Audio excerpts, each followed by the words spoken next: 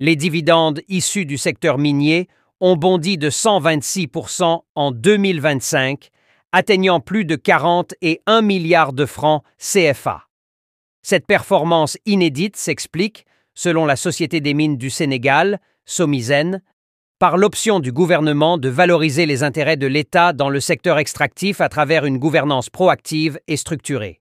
L'année 2025 marque un tournant décisif dans la mobilisation des recettes publiques issues du secteur minier.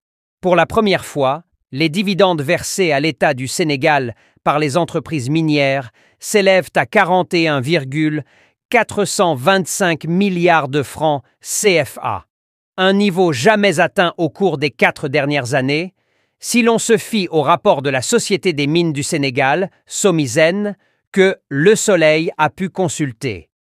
Ce chiffre représente une hausse de 126% par rapport à la moyenne annuelle observée entre 2021 et 2024, laquelle s'établissait à 18,326 milliards de francs CFA. Cette progression spectaculaire reflète les résultats positifs d'une nouvelle stratégie de gouvernance actionnariale orientée vers une meilleure valorisation des parts détenues par l'État dans les sociétés minières.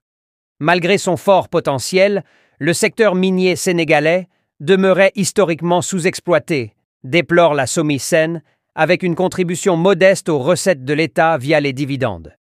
Si l'on se réfère au rapport ITI 2023, ces derniers ne représentaient que 8% des revenus extractifs perçus par le Trésor public, loin derrière les impôts, redevances minières et autres taxes. Ce manque de performance s'expliquait en grande partie par la faible participation de l'État au capital de plusieurs sociétés minières ainsi que par l'absence d'une politique claire en matière d'actionnariat public.